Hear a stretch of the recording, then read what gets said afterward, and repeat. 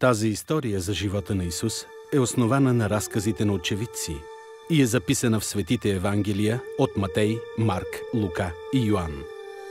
Разказът се води от Мария Магдалена, според писанията последователка на Исус. Живо и точно тя предава действителната история на този човек, живял преди около 2000 години. Ролята на Исус се изпълнява от актьор. Въпреки че никой човек не е достоен да пресъздаде образа му, целта е да се запознаем с живота на Исус и да се поучим от него.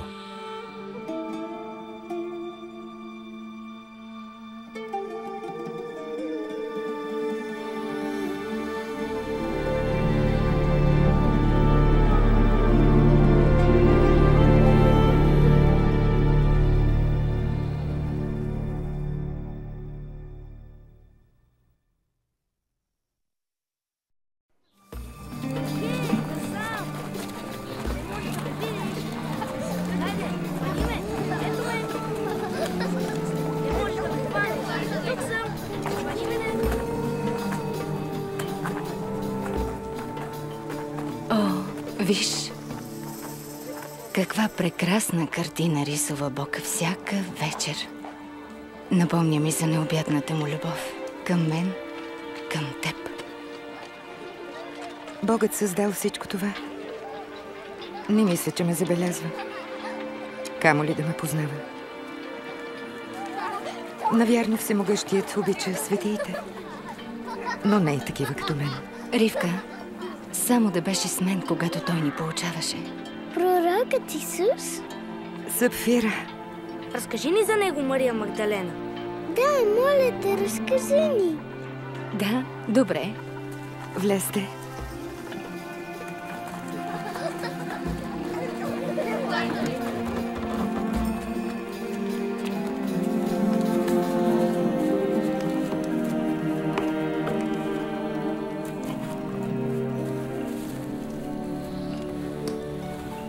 Ами, да започнем от начало. Когато срещна Исус ли? Не. За да разберем историята на Исус, трябва да започнем от самото начало. Както учи Светото Писание.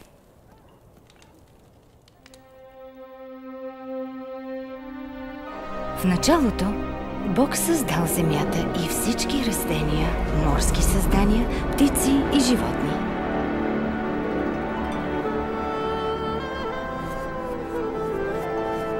От пръст сътворил човека и вдъхнал в него жизнено дихание.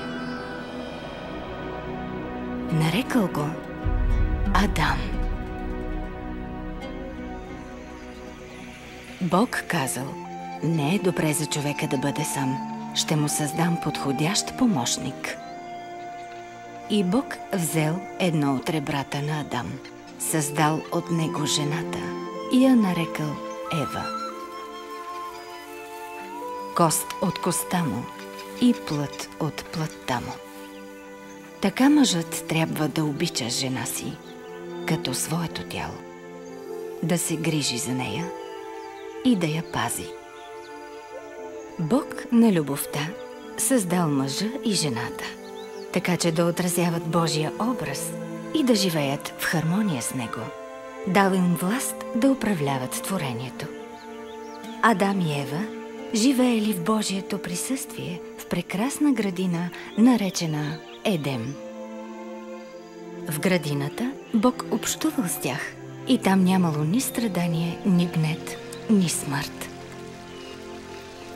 Бог казал на Адам: от всички дървета в градината можете да ядете, освен от дървото за познаване на доброто и злото. Защото ако ядете от него, ще умрете.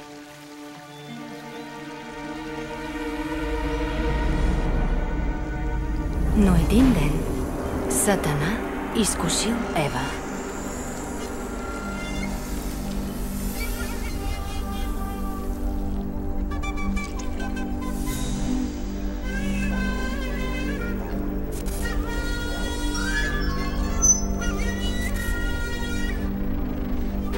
Тя откъснала плода и яла. Дала е на мъжа си да яде с нея. и той също ял.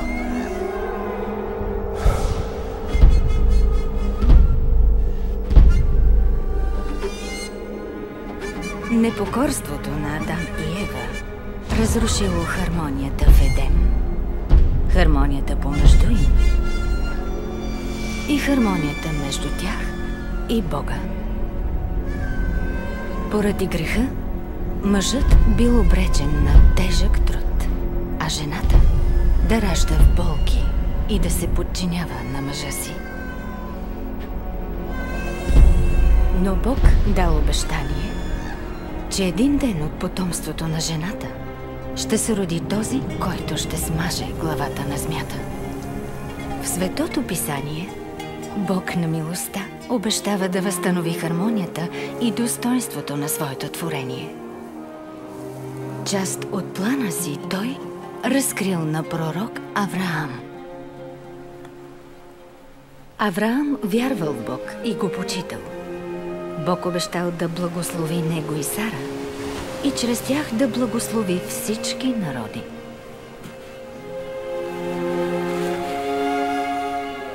Обещал да им даде голямо потомство, многобройно като пясъка край морето и като звездите в небето. Авраам повярвал на Бога. Затова и Бог го издигнал като свой праведен служител и го нарекал свой приятел. Един ден Бог изпитал Авраам, като му казал да вземе сина си и да го принесе в жертва.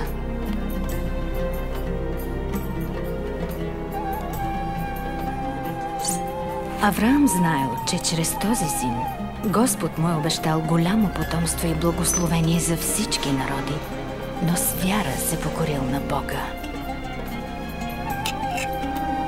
Бог извикал: Аврааме, вече знам, че си ми покорен, защото заради мен не пожали дори своя възлюбен син. Наблизо Авраам видял овен и го принесъл в жертва на Бога вместо сина си. Бог дал овена, за да избави момчето, и така образно разкрил част от своя велик план. Божият план бил да унищожи проклятието на греха и на смъртта и да възстанови близостта на хората с Бога. Светото Писание говори за един, който трябва да дойде и да бъде съвършената жертва за греховете на света. Пророците го наричат Месия. Той е, който ще донесе голямо благословение, защото ще бъде спасител, пророк и цар. Исаия пророкува бъдещите дела на Месията. Господният избранник ще благовести на кротките, ще превърже съкрушените сърца, ще прогласи освобождение на пленниците и ще обяви, че е дошло време Господ да спаси народа си. На земята се появи учител на име Исус. Дали той не бе изпратен от Бога да смаже главата на змията, да внесе светлина в нашия свят на тъмнина и да замени проклятието ни с благословение? Дали не бе обещания Месия, който ще ни избави от срам, страх и грях?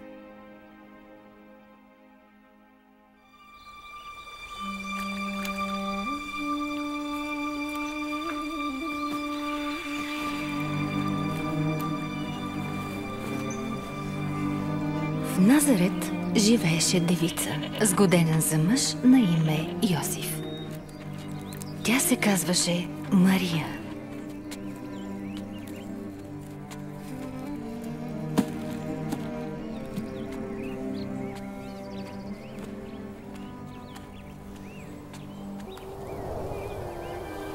Здравей, благодатна! Благословена си ти между жените. Не бой се, Мария, защото си придобила Божието благоволение. Ти ще заченеш и ще родиш син, когото ще наречеш Исус. Но аз съм девица. Как е възможно това? Светият Дух ще дойде върху теб и силата на Всевишния ще те осени. Детето, което ще родиш, ще бъде велико и ще се нарече Божий син. Дори братовчетка ти Елисавета чака дете в старините си. Беше бездетна, а сега е в 6-тия месец. Защото за Бога няма нищо невъзможно.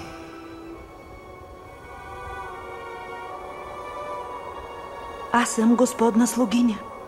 Нека ми бъде според както си казал.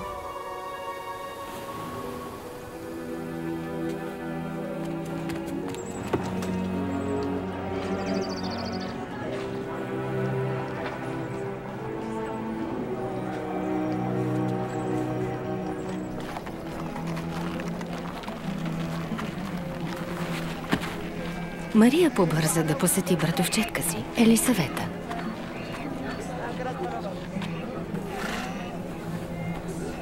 Елисавета.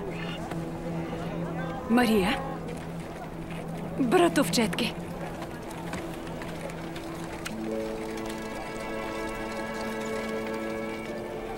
Наистина е вярно. Благословена си ти между жените. И благословен е плодът на твоята утроба. Нима съм заслужила тази чест. Да дойде при мен майката на моя Господ. Още, щом чух твоя поздрав, младенеца в мен с радост заигра. Душата ми величае Господа и зарадва се духа ми в Бога, моя Спасител, защото погледна милостиво на слугинята си.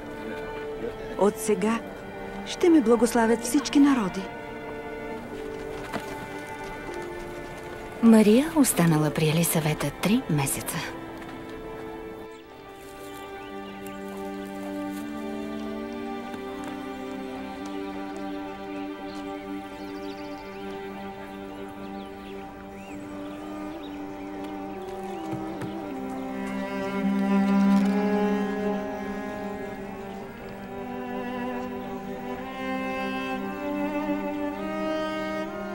Когато Йосиф разбрал, че годеницата му е бременна, решил да я напусне тайно.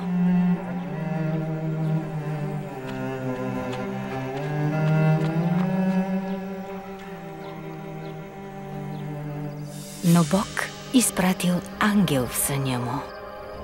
Не бой се да вземеш Мария за своя жена, защото заченатото в нея е от Светия Дух. Тя ще роди син, когото ще наречеш Исус. И той ще спаси народа си от греховете му.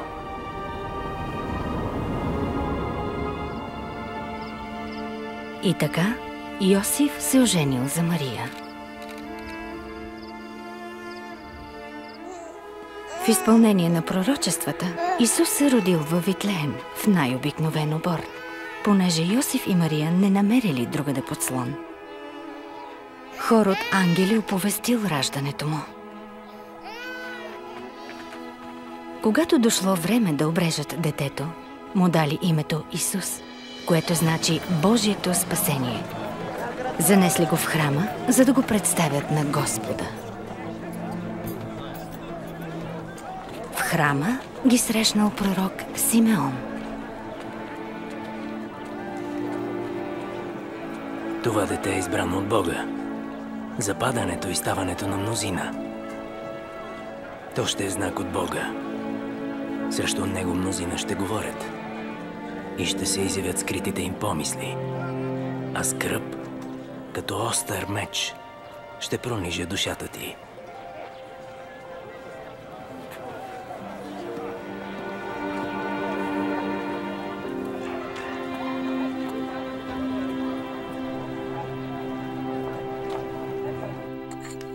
Аз срещнах Мария, майката на Исус, на която ангел се бе явил.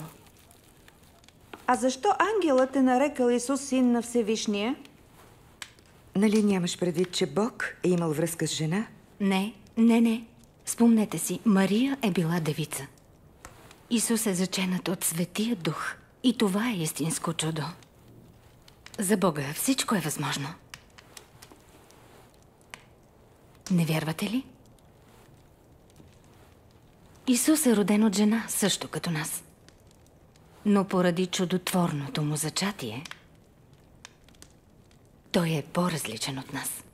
Отвърнете се от греха! Кръстете се!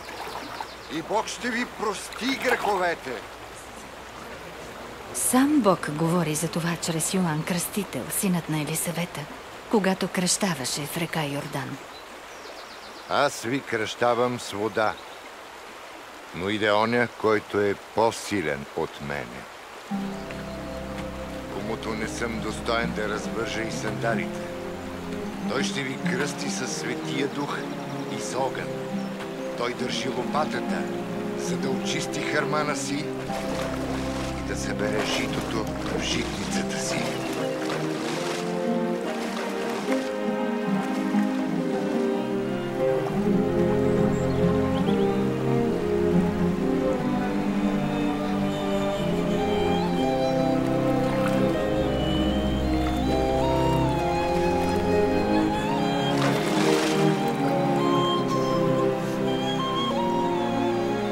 Тогава Светият Дух слязал върху Исус като гълъб и се чул глас от небето. Ти си моят възлюбен син. В тебе е моето благоволение.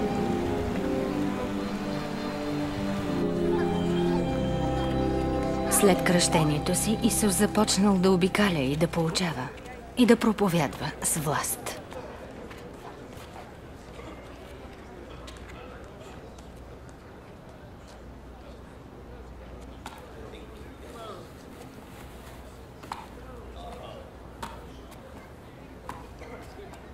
Не е ли синът на Мария? Да, той е. По-тихо.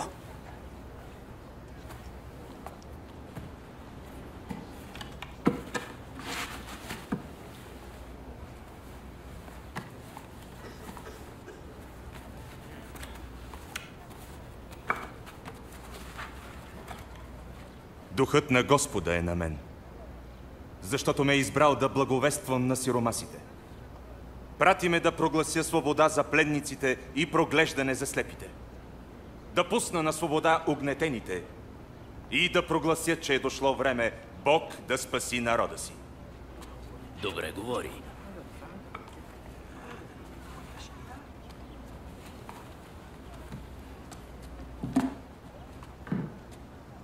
Днес се изпълни писанието, което чухте, докато го четях. Изпълни се? Но само Месия може да изпълни обещанието. Как ще узнаем? Думите му смущаваха, но и мнозина вярваха поради чудесата му.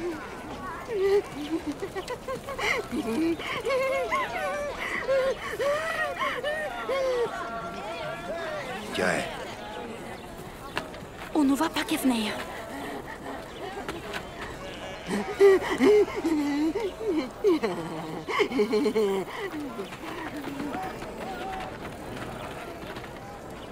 Кой е този? Онзи учител от Назарет. Исус. Здравей. Здравей. Върви си. Не си желана тук.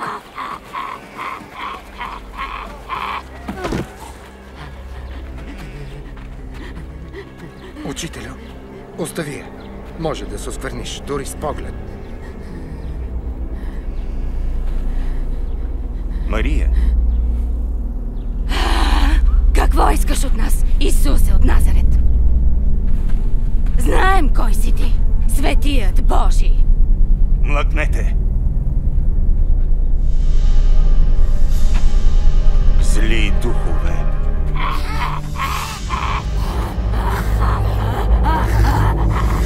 Излезте от тази жена! Мъртва е. Той я уби. Нима ще я докосне. Никой свят човек не би сторил подобно нещо. Мария, дъщеря Авраамова.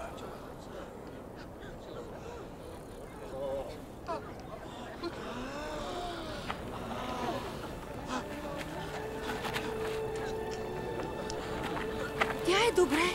Жива е. Това е чудо. Кой е този човек? Дори духовете му се покоряват. Това е чудо. Това е чудо. Как е възможно? Благодаря ти.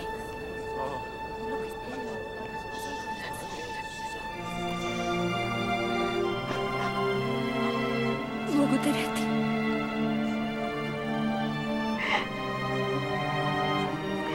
Благодаря ти. Благодаря ти.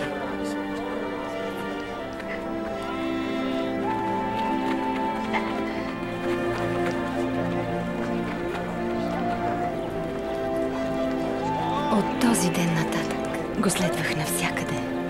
Исках да върша това, което е угодно на Бога.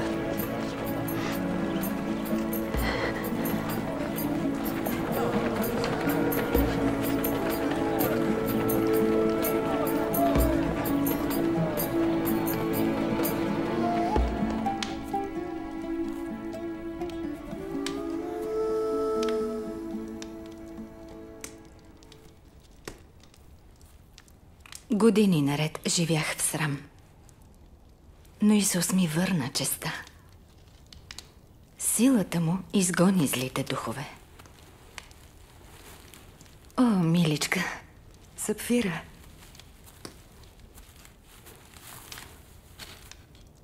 Дина, ти също слуша Исус и видя много чудеса.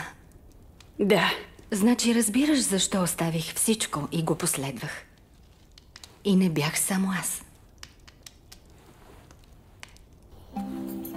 Следваха го учениците му.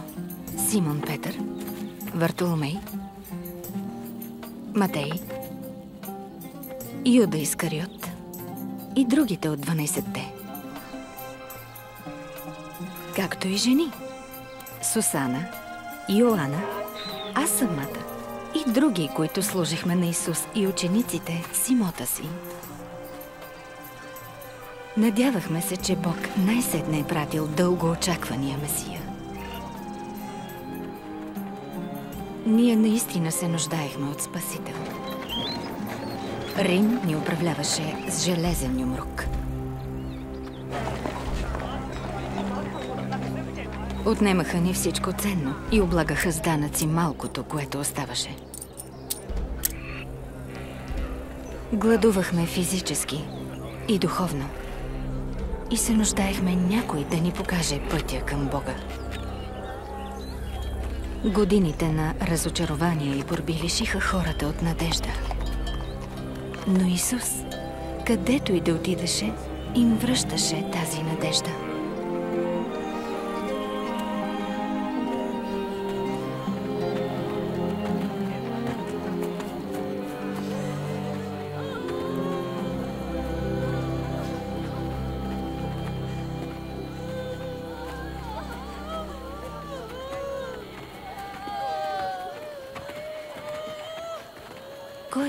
Кой е този? Младеж. Единствен син на вдовица.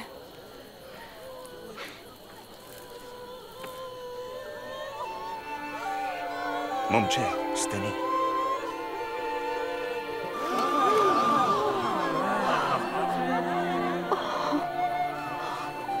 Велик пророк се е появил сред нас. Бог е дошъл да спаси народа си.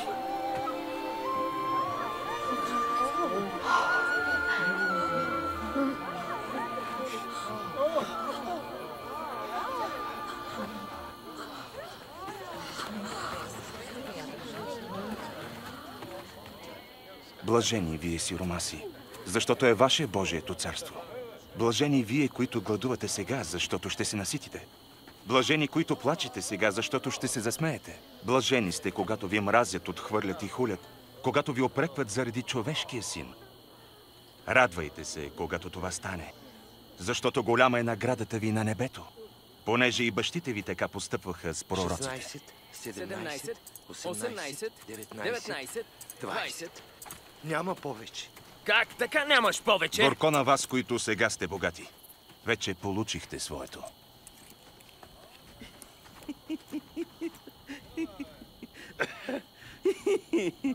Не иска да е богат.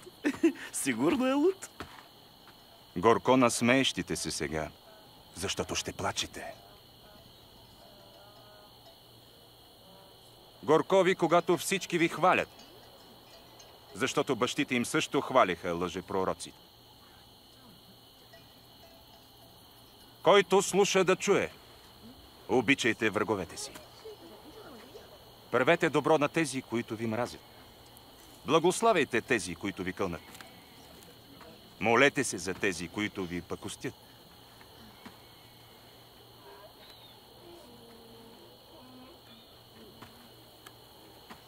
Ударят ли те по едната буза,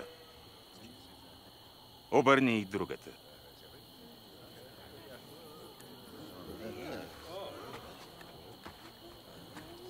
Отнемат ли ти горната дреха, дай им и ризата си. Дай на всеки, който ти попроси. Ако някой вземе твоето, не си го искай обратно. Правете на другите това, което искате да правят на вас. Ако обичате само онези, които ви обичат, заслужавате ли награда? Същото правят и грешници. И ако правите добро само срещу добро, полага ли ви се награда? И грешниците правят същото. Как така е, Пипа? Как може да й говори? Позор!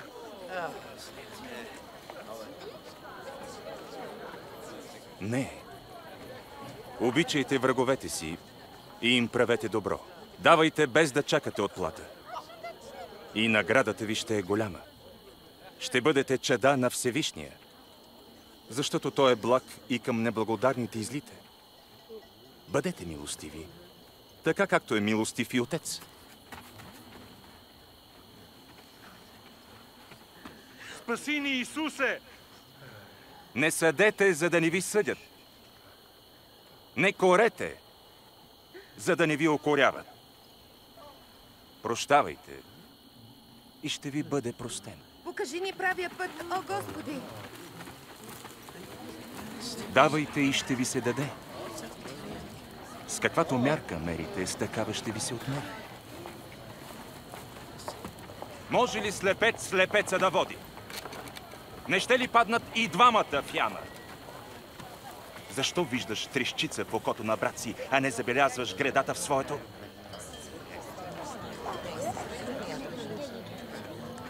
Води ни, Исусе! Нужен си ни, Господи! Блаженна майката, която те е родила. Блажени уния, дето слушат Божието Слово и го изпълняват.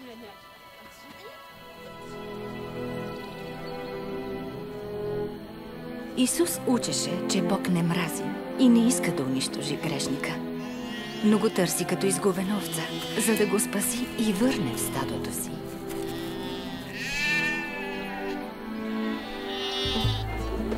Но ние не разбирахме, че трябва да ценим и обичаме хората.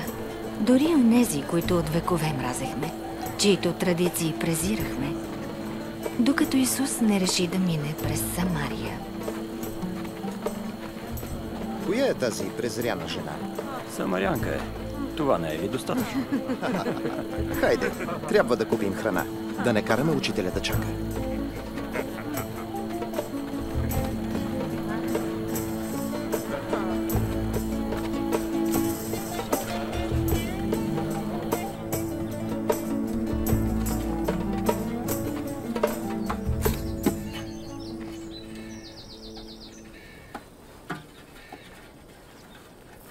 Ще ми дадеш ли да пия? Ти си юдеин. Аз съм самарянка. Как така ми искаш вода? Само ако знаеше какво може да ти даде Бог и кой е този, който ти иска вода, ти сама би му поискала. И той би ти дал жива вода. Господине, нямаш ведро, а кладенецът е дълбок. Откъде ще вземеш тази вода? Този кладенец ни е от Яков, нашият праотец. Той и децата му и стадата му са пили от него. Нима казваш, че си по-велик от Яков? Всеки, който пие от тази вода, пак ще ожеднее. Но който пие от водата, която аз ще му дам, никога няма да ожеднее. Тази вода ще стане в него извор, от който блика вечен живот. Господине, дай ми от тази вода, за да не ожаднявам отново и да не идвам вече до тук.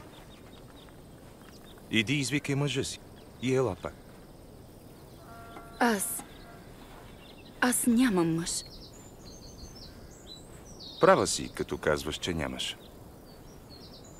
Живяла си с 5 мъже. И този, с когото си сега, не ти е мъж. Ти ми каза истината. Виждам, че си пророк, господине. Моите предци самаряни са почитали Бога на този хълм. А вие, юдеите, казвате, че Йерусалим е мястото за поклонение. Повярвай ми, че идва време, когато нито на този хълм, нито в Йерусалим ще се покланяте на Отец. Вие, самаряните, не знаете на кого се покланяте.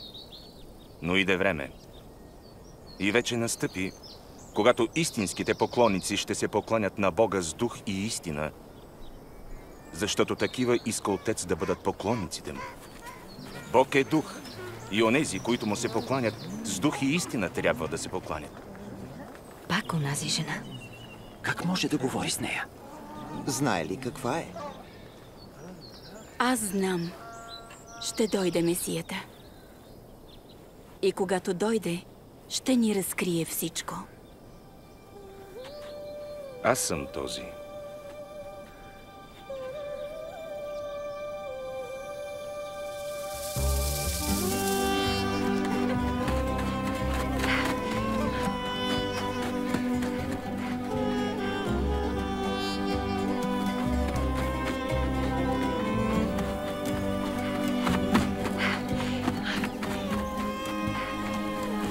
Елате и вижте човека, който ми каза всичко, което съм правила. Елате! Да не би той да е Месията.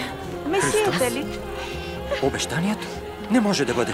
Елате и вижте. Елате!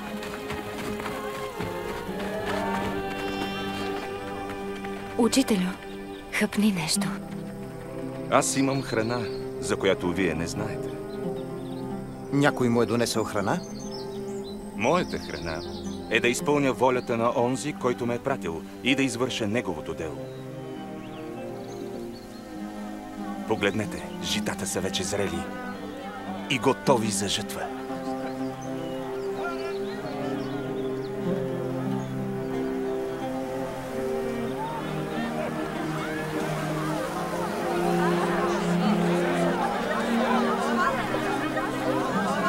Вижте колко хора идват. Нима благата вест е и за самаряните?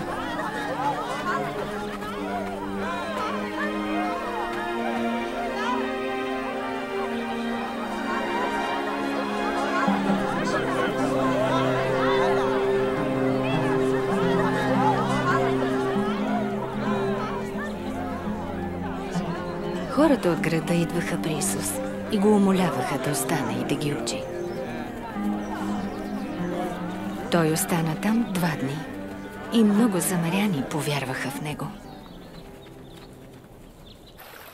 Искайте и ще ви се даде.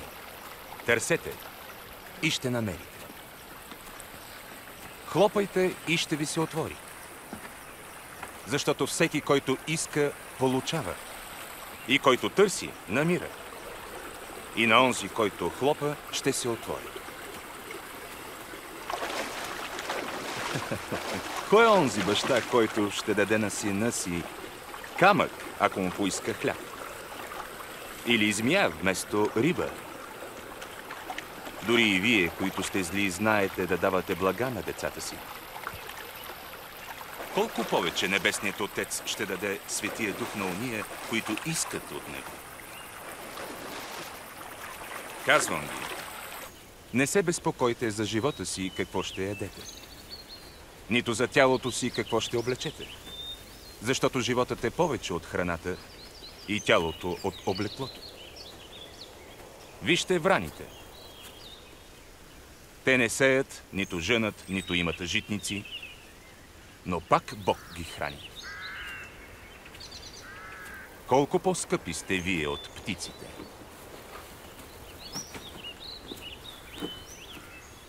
Кой от вас може с грижене да прибави лакът към ръста си? Щом това малко нещо не можете да направите, защо се тревожите за останалото? Вижте лилиите, как растат.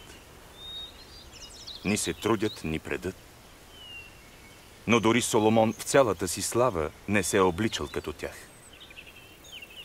Ако Бог днес облича тревата, а утре я хвърлят в огъня, колко повече ще облече вас? Маловерци. Придай ни вяра. Ако имахте вяра, колкото си напово зърно, бихте рекли на тази черница: изкорени се и насъди се в морето, и тя би ви послушала.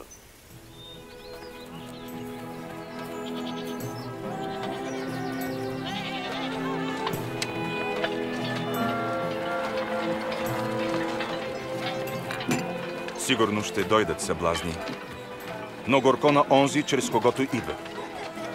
По-добре би било за него да се окачи воденичен камък на врата му и да бъде хвърлен в морето, отколкото да съблазне едно от тия малките. На какво да оприличим Божието царство? Ето на какво. Човек взема и посажда синапово зърно. То пораства, става дърво. И птиците свиват в него гнезда. Не разбирам какво говори. Защо ядете и пиете тези пирници и грешници? Грешници? Не здравите имат нужда от лекар, а само болните. Не съм тук да призова праведните, а грешните да се покаят.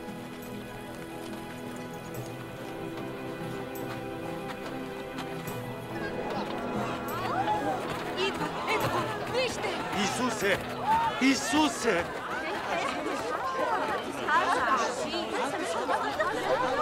Моля те, спаси дъщеря ми! Имай милост! Тя е само на 12 и умира! Ела, моля те! Ако само го докосна, ще оздравея. Яире, чуй ме. Остави го, Яире. Исусе! Дъщеря ти умря. Хайде, не тревожи повече учителя.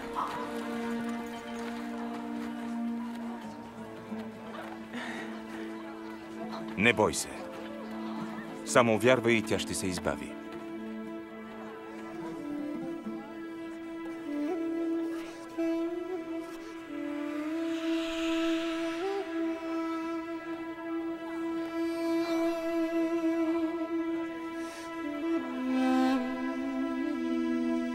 Кой ме докосна?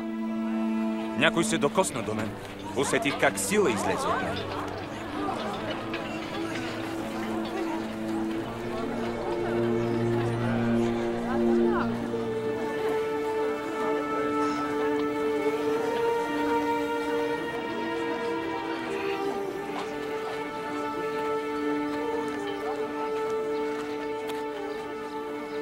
Аз се допрях до теб. 12 години имах кръвотечение. Похарчих по лекари целия си имот на празно.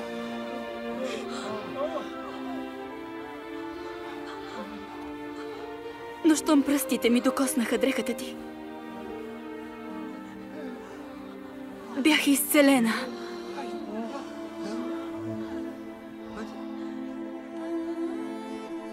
Дъще, твоята вяра те изцели.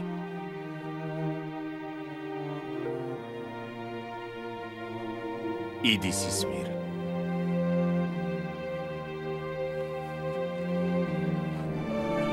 Благодаря ти.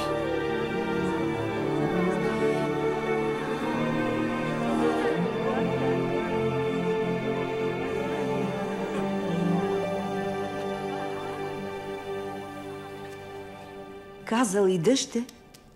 Да, макар че 12 години е била нечиста според законите ни. Видял е срама и е върнал честа.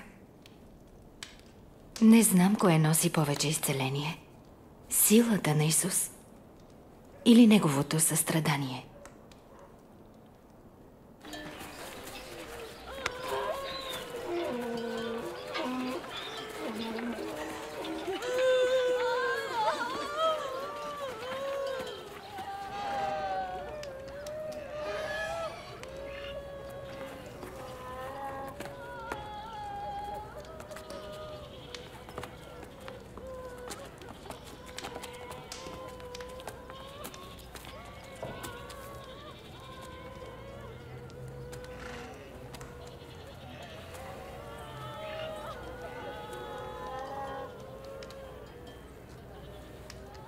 Не плачете. Тя не е умряла, а само спи.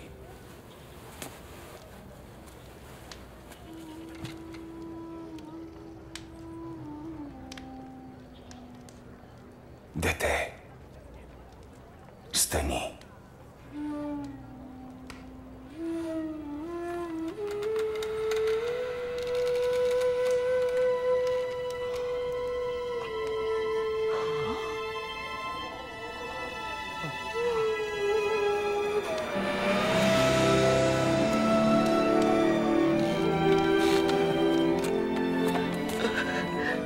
Дайте й храна.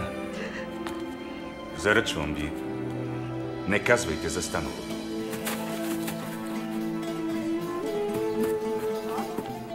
Жива е! Дъщерята на господаря! Учителят е възкреси! Слава на Бога! Жива е!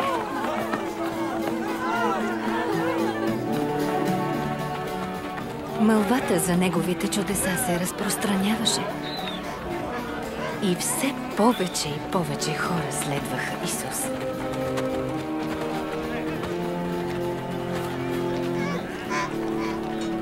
Учителю, разпусни народа, за да могат да отидат в околните села и колиби, да си намерят храната и да нощуват.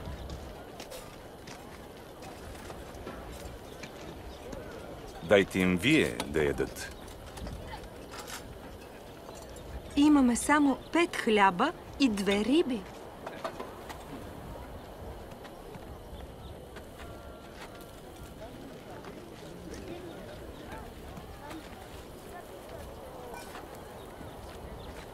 Благословен да си, Господи наш, Царю на Вселената, даряващ нам хляб от земята.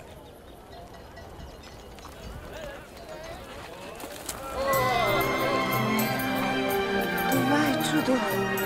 Невероятно! Всички се нахранихме до насита.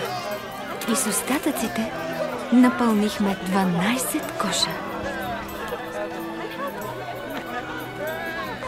Поради това удивително чудо, множествата следваха Исус.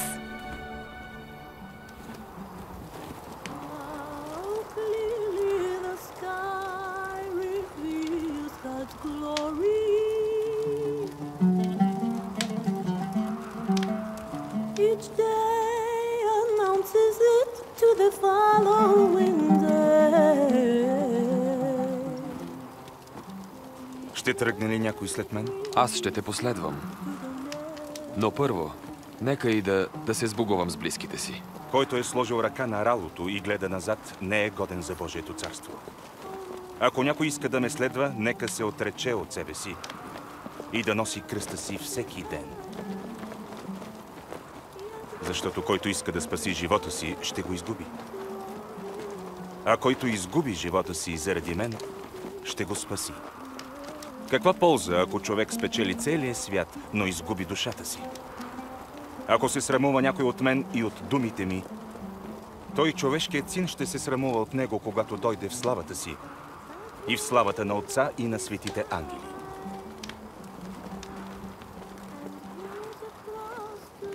Казвам ви, има някои тук, които не ще умрат, докле не видят Божието царство.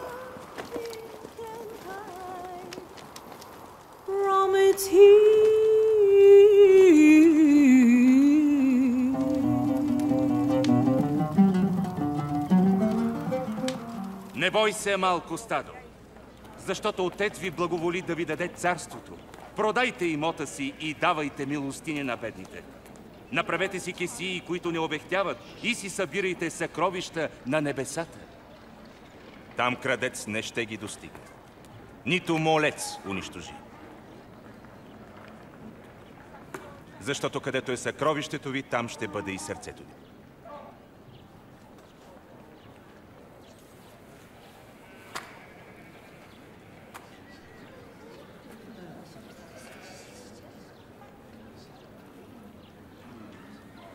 Жено, свободна си от немощта си.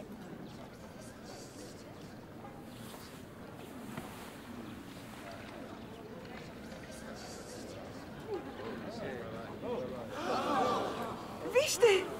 Тя е излекувана! Чудо! Елате и вижте! Още едно чудо! Слава на Бога! 18 години! Бог да те пази!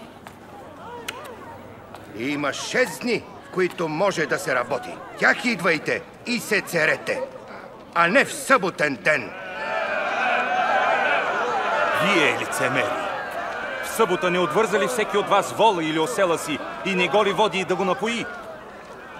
А тази Аврамова дъщеря, която е била вързана от Сатана 18 години, не трябва ли да се освободи в събота?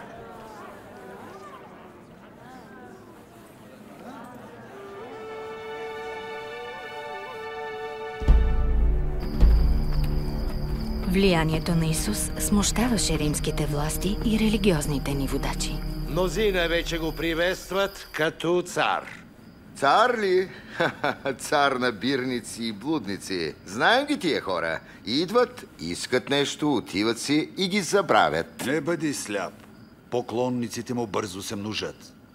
Хората му вярват. И го мислят за цар. Нека ви предупредя. Ако този пак наруши реда, вие ще отговаряте.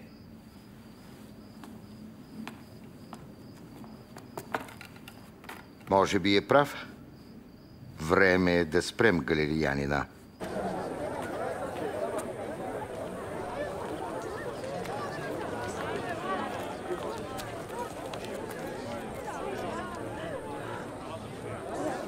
Много е малко. Само 2 дребни монети. Нямаш ли още? Казвам ви! Тая бедна вдовица пусна повече от всички, защото другите пуснаха дар от излишъка си, а тя, колкото и бедна да е, пусна целия си имот. Кажи, имаш ли право да казваш това? Кой ти го даде? Ще ви задам и аз един въпрос. Бог или човек даде право на Йоан да кръщава? Не знаем отговора. Нито аз ще ви кажа с каква власт правят това.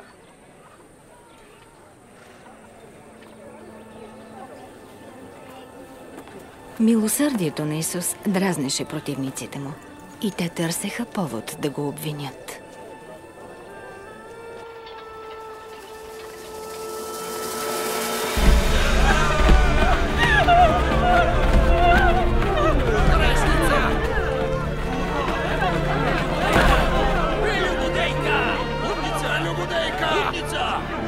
Учителю, тази жена бе хваната в самия акт на прелюбодейство. В закона Моисей заповядва да убиваме такива с камъни. Да! Убийте я! Блудница! Да, с камъни! С камъни! Убийте я! Блудница! Убийте я! Ти какво ще кажеш?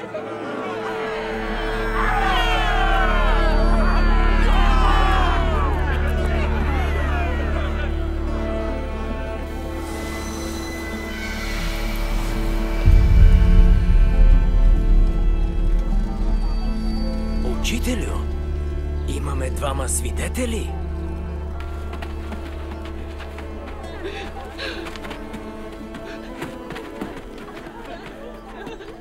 Какво да правим с тази жена? Къде е мъжът? По закон и той трябва да бъде съден.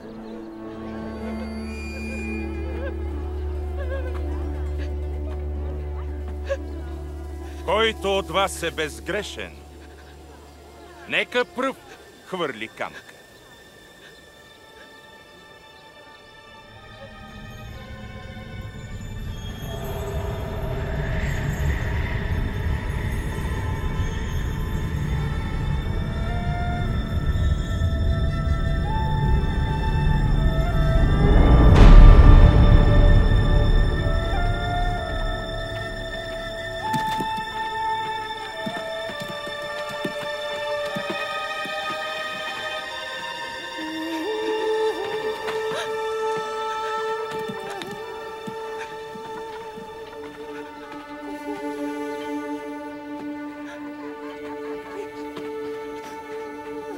Жено, къде са всички? Никой ли не те осъди? Не, господине. Нито аз те осъждам.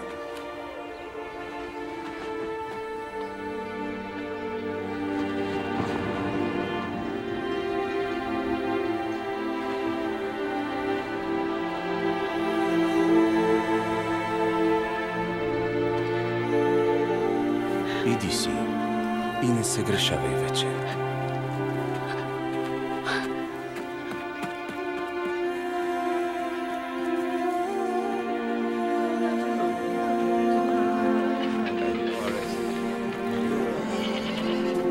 Моля те, вдигни ме!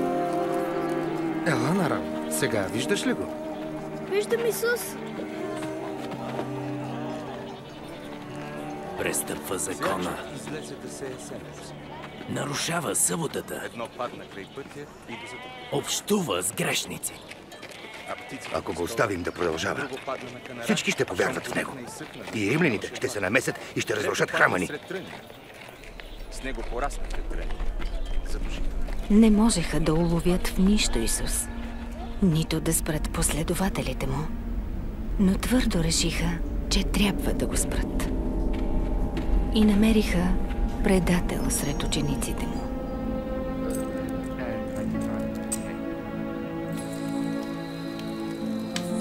Исус излезе с учениците си на Елеонския хълм да се моли. Онази нощ той бе дълбоко разтревожен.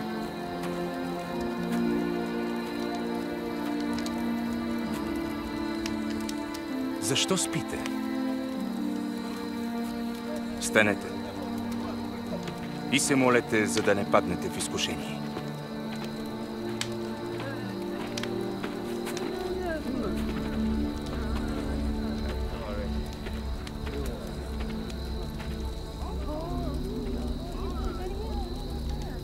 Юда.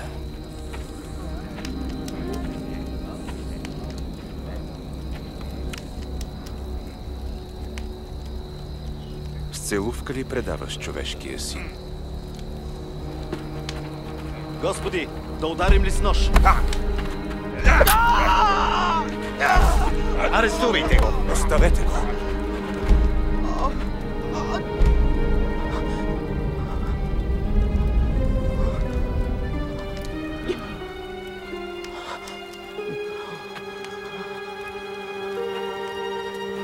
Трябваше ли да идвате с мечове и сопи, като срещу разбойник? Когато бях всеки ден с вас в храма, не вдигнахте ръка срещу мен. Но сега е вашият час. И на властта на тъмнината.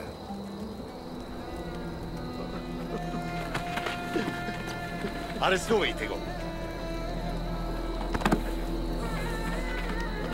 Негов приятел го предаде?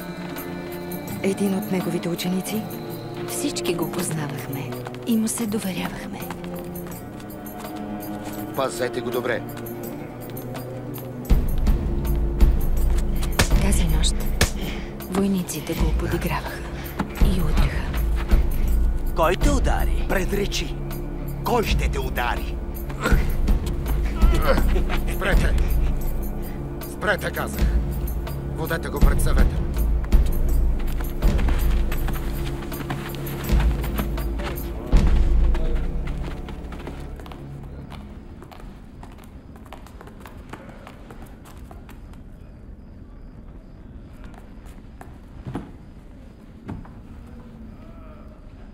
Кажи, ти ли си Спасителят?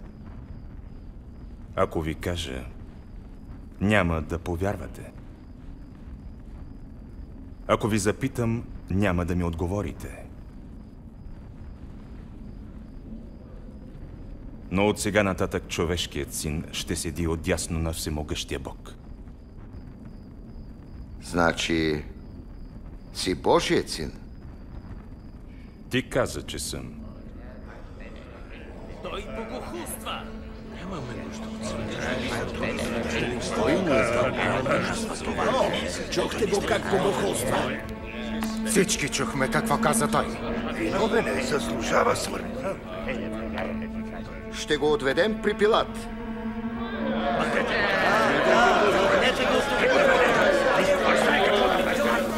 И го отведоха при Пилат Понтийски, римския управител.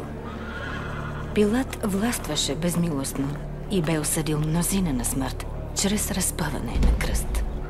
Какво търсите тук в този утренен час? Този човек заблуждава народа. Той вдигна врявата на пазара в храма. Виновен е. Забранява да се дава данък на кесаря. Твърди, че е Месия и цар. Цар! Ти ли си юдейския цар? Ти го казваш. Нямаме друг цар, освен императора! Според нашия закон, той заслужава смърт, защото прави себе си син на Бога.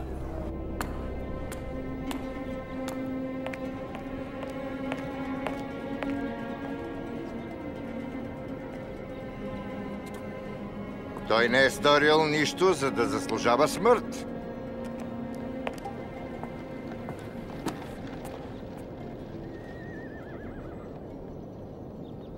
И тъй, като го накажа, ще го пусна. Ако го пуснеш, значи не си приятел на императора.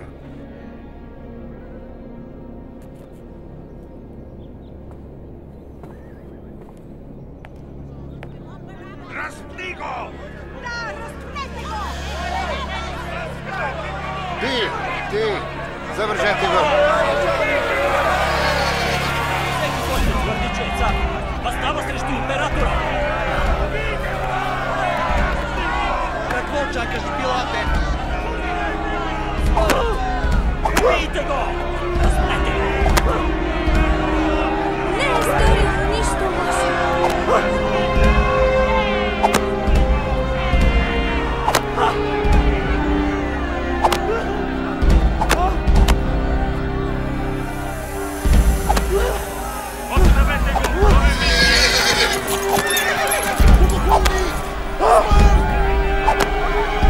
Не е сторил нищо лошо.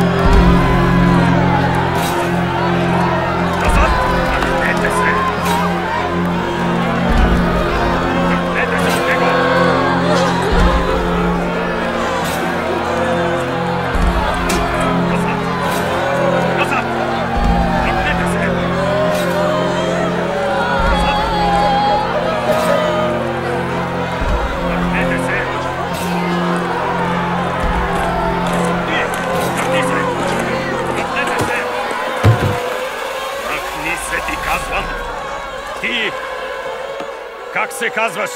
Симон от Киринея. Ела насам. Стрижи въжетата!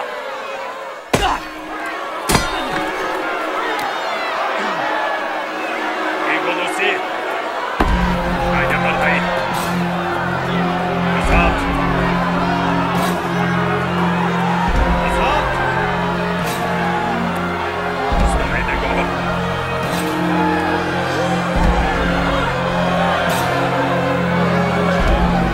Назад! Назад!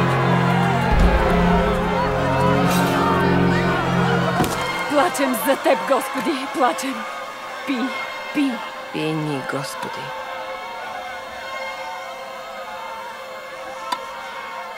Дъщери Йерусалимски, не за мен.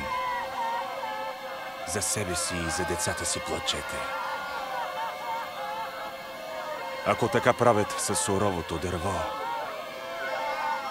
какво ще направят със сухото? Бог да ти помага. Ще се молим за теб.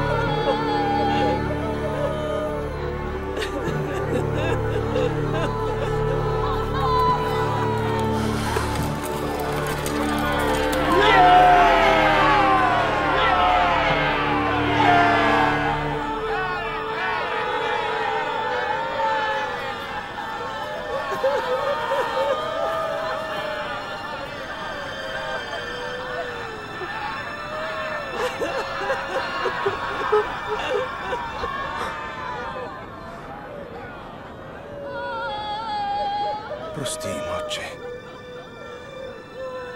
Не знаят какво правят. Други е избавил. Да избави себе си. Избави себе си, ако си Месия. Слез от храста. Покажи ни някое чудо. Всеки, който виси на дърво, е проклет от Бога.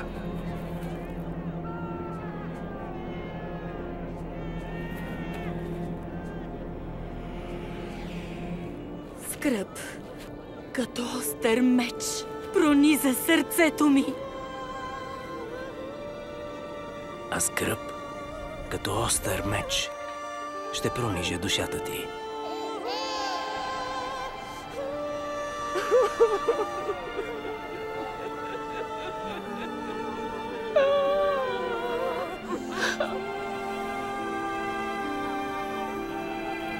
Съжалявам.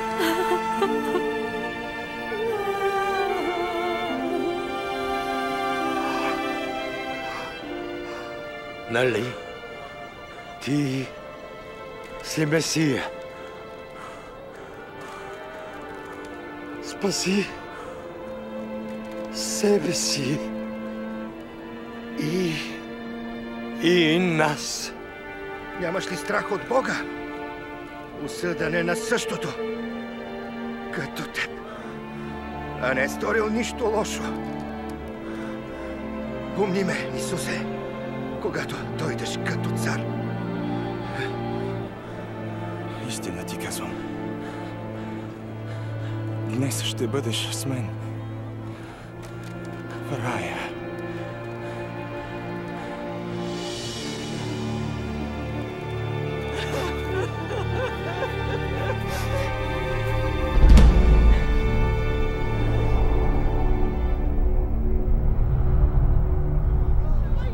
По обяд мрак покри небето за 3 часа.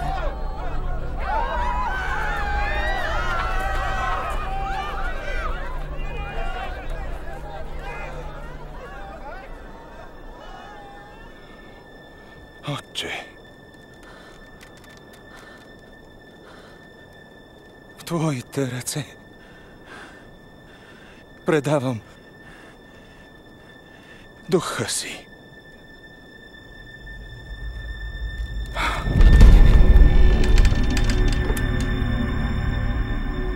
Слава на Бога! Този човек бе праведен.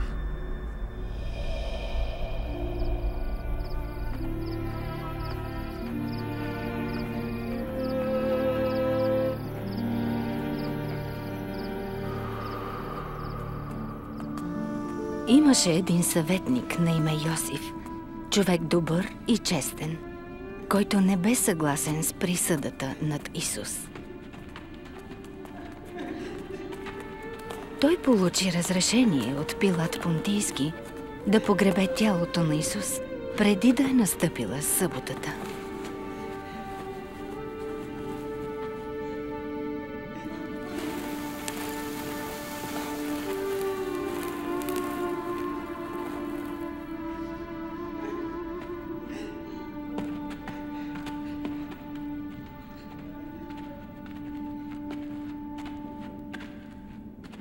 Прости ни, следваме тялото на нашия Господ. Разбира се. Да вървим. Съботата настъпва.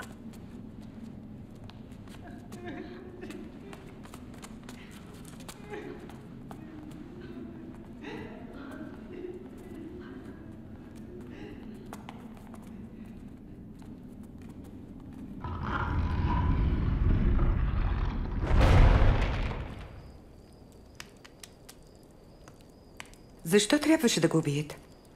Ако е Божий син, защо им е позволил да го убият? И аз се питах същото. Исус имаше власт над злите духове. Дори мъртвите му се подчиняваха. Не можеше ли да спре това? Следвах го дълго време и вярвах, че той е Месията. Но ето, че той умря. Какво трябваше да направя? Това е тъжна история. Да, но има славен край.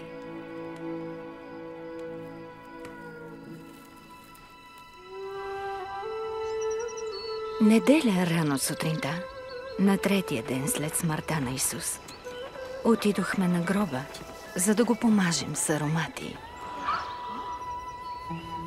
Камъкът е отместен.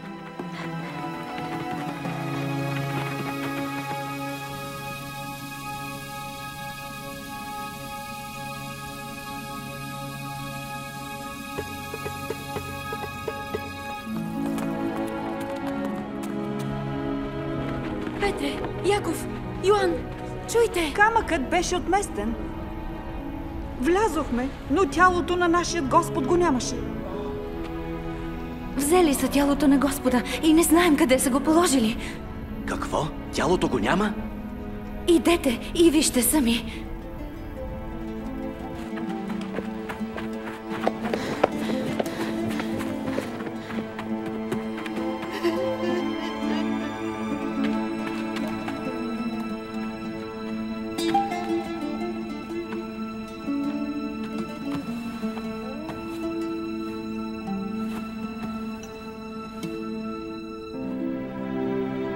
Петър огледа гробницата и се върна при другите ученици. А аз останах там, в недоумение и плачейки. Сигурно войниците са го взели. Или фарисеите.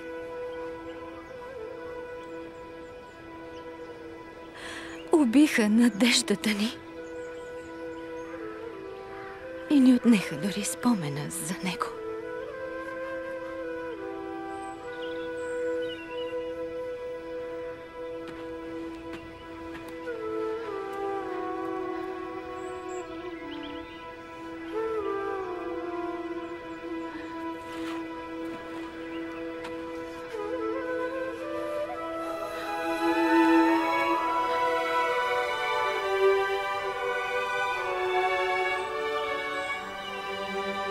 Жено, защо плачеш?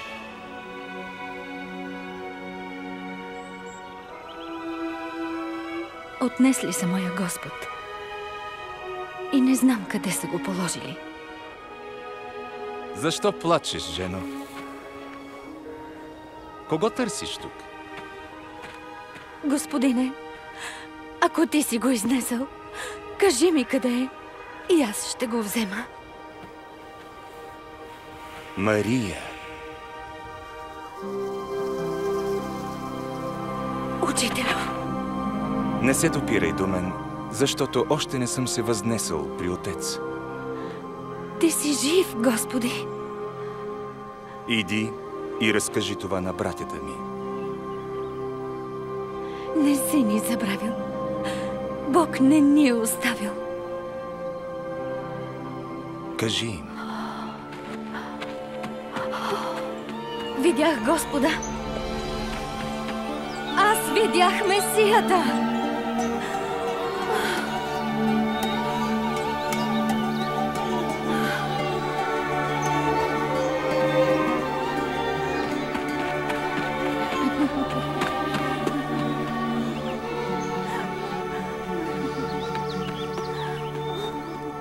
Той възкръсна? Да. Как? Смъртта няма власт над него. А защо трябваше да умре? Да победи смъртта. Не всичко ми беше ясно тогава, но Исус ни се яви още няколко пъти. И ни учеше. Стотици години преди Исус да дойде, пророците предричат в писанията, че Месия ще страда. Исаия пише: Той беше наранен поради нашите престъпления. Бит беше поради нашите беззакония. Върху него дойде наказанието, донасящо нашия мир. И с неговите рани ние се изцелихме. Мойсей казва: Проклет от Бога всеки, който виси на дърво. На кръста Исус пое върху себе си нашето проклятие. Моето проклятие на греха и на смъртта. Неговата жертва и възкресение ни освободиха от силата на мрака и ни избавиха от живот, изпълнен със страх и срам.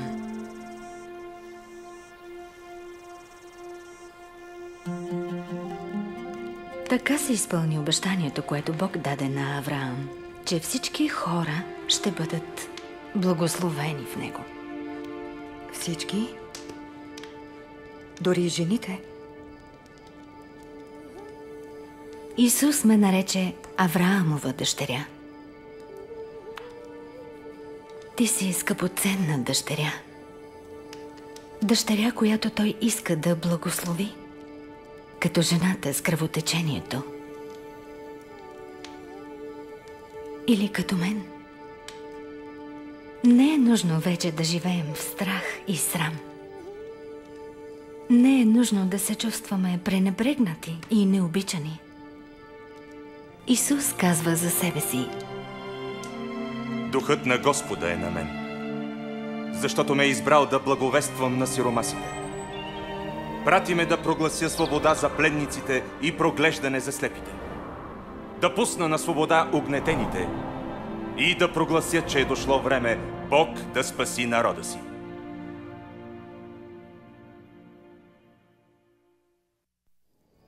Исус докосваше хората, дори и жени обезобразени от болест, считани за нечисти. И ги целеше. Той учеше деца, мъже и жени, богати и бедни, праведни и грешни, връщайки им достоинството и състрадавайки на всеки. Изцеляваше хората, гонеше демони и освобождаваше мъже, жени и деца от примката на Сатана. Това свидетелстваше за властта му над злото и над всеки дух. Исус възкресяваше мъртви, показвайки, че има власт дори над смъртта.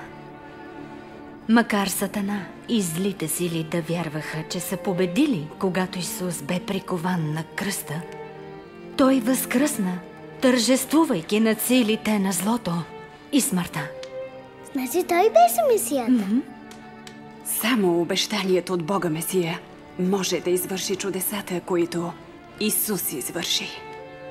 И само някой милостив, силен и верен като Исус заслужава пълното ни доверие и поклонение. Когато Бог създава света, Той иска хората да живеят с Него, изпълнени с радост. Такъв е бил Неговия замисъл. Но ние не Му повярвахме и нарушихме Неговата заповед. Това ни отдели от Бога, наруши нашите взаимоотношения с Него и помрачи близостта между мъжа и жената. Всички ние продължаваме с това неверие. Според писанията, няма човек, който да не греши. Резултатът от греха е смърт и отделяне от Бога.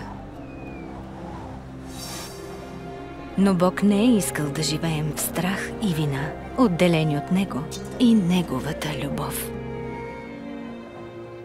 И както Бог е дал Овен да умре вместо Авраамовия син, така прати и Исус да умре вместо нас.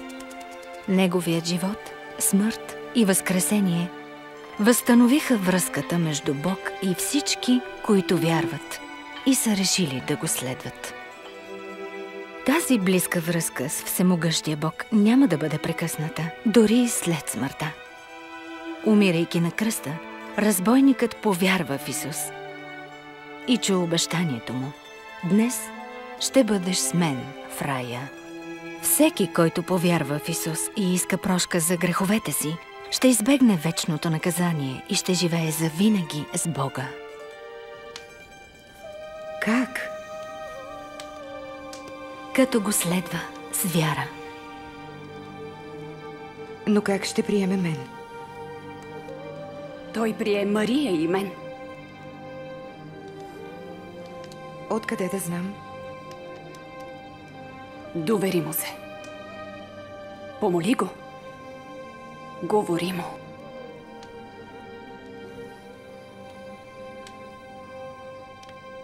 Небесни Отче, Ти си свят и праведен. Благодаря Ти, че ме обичаш. Прости ми, че върша грехове. Благодаря Ти, че изпрати обещаният Месия Исус да понесе наказанието за моя грях. Благодаря Ти, че Той умря вместо мен. Искам да следвам моя жив Спасител. Благодаря Ти, че ми прощаваш и ме приемаш.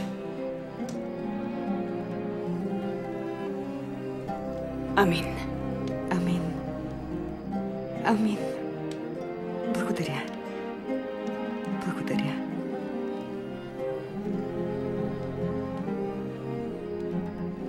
Исус каза: моите овце слушат гласа ми. Аз ги познавам и те ме следват. Исус те познава, Ривка, и те обича. Това е началото на една вечна връзка с Бога, която расте, колкото повече го опознаваме и му се доверяваме. Ние растем, като живеем според Словото му. Като се молим с вяра.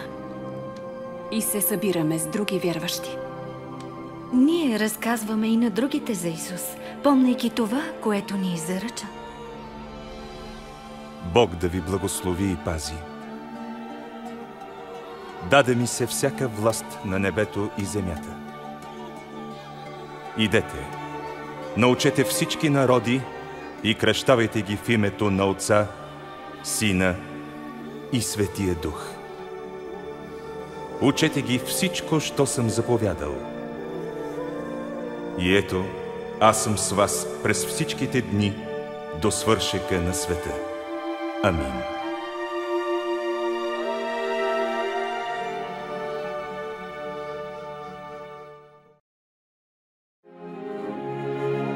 Вие видяхте историята на Исус, как докосваше и променяше живота на хората.